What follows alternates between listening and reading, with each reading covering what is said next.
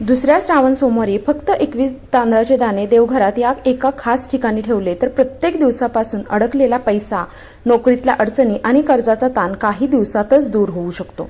पण थांबा, ही एक गंभीर चूक करू नका, नाहीतर उपायाचं फळ मिळण्याऐवजी दोष लागू शकतो।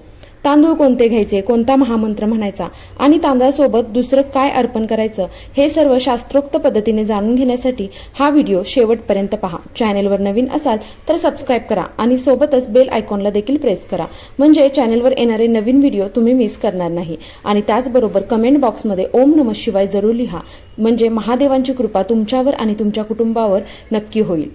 श्री स्वामी समर्थ मंडळी, सध्या अत्यंत पवित्र असा श्रावण महिना सुरू आहे आणि त्याचे थोडेच दिवस बाकी आहेत। श्रावणातील प्रत्येक सोमवार महादेवांच्या कृपेचा वर्षाव करणारा असतो। पहिल्या सोमवारी आपण शिवमूठ म्हणून तांदूळ अर्पण केले, आता दुसरा श्रावण सोमवार येतोय। शास्त्रात असं मानलं जातं की दुसऱ्या श्रावण सोमवारी श्रद्धेने केलेल्या उपायाने महादेवासोबतच माता लक्ष्मीची अखंड कृपा प्राप्त होते। जर तुमच्या आयुष्यात खूप मेहनत करूनही यश मिळत नसेल, हातात पैसा टिकत नसेल किंवा कौटुंबिक कलह सुरू असतील तर हा दुसरा सोमवार तुमच्यासाठी अत्यंत महत्त्वाचा आहे। आता जाणून घेऊया सर्वात मुख्य आणि सोपा उपाय, 21 तांदळांचा हा उपाय। दुसऱ्या सोमवारी सकाळी लवकर उठून स्नान करा। स्नानाच्या पाण्यात थोडेसे गंगाजल किंवा गाईचे कच्चे दूध टाका। गंगाजल जर तुमच्याकडे उपलब्ध नसेल तर ते बाजारात पूजा भांडारामध्ये सहज विकत घेता येतं। त्यानंतर स्वच्छ कपडे परिधान करून आपल्या घरच्या देवघरात किंवा शक्य असल्यास महादेवाच्या मंदिरात जा। तांदूळ घेताना सर्वात मोठी काळजी घ्या, ती म्हणजे तांदळाचे 21 दाणे हे अखंड असावेत, म्हणजे ते तुटलेले, फुटलेले किंवा कीड लागलेले नसावेत। शास्त्रात तुटलेला तांदूळ अक्षत म्हणून वापरला जात नाही। हे 21 अखंड तांदूळ तुमच्या उजव्या हातात घ्या आणि मूठ हळूवार बंद करा।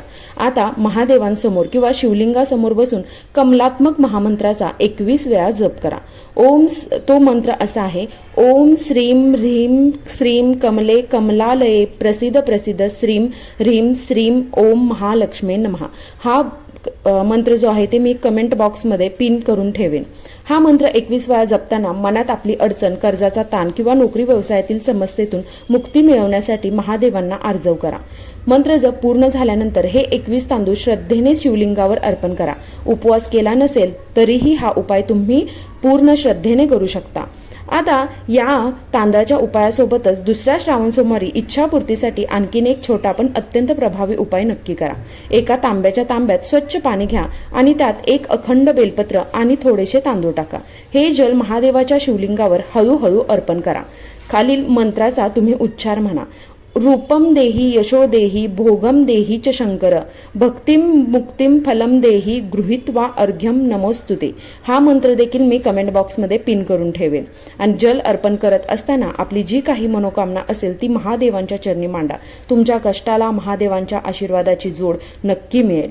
तर मित्रांनो, आता तुम्ही थोडक्यात काय या व्हिडिओमध्ये पाहिलं आपण, तर सकाळी स्नान करून शुद्ध व्हा, 21 अखंड तांदूळ उजव्या हातात धरून 21 वेळा लक्ष्मी शिवमंत्र म्हणा।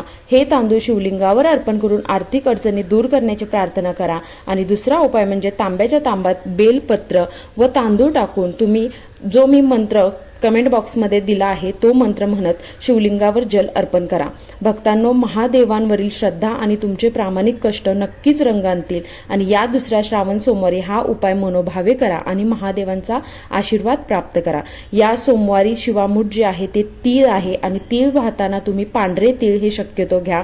आणि तुम्हाला ही माहिती आवडली असेल तर व्हिडिओला लाईक नक्की करा, तुमच्या नातेवाईकांना आणि मित्रांना हा उपाय कळवा, म्हणून हा व्हिडिओ शेअर करा आणि अशाच नवीन माहितींसाठी हा व्हिडिओला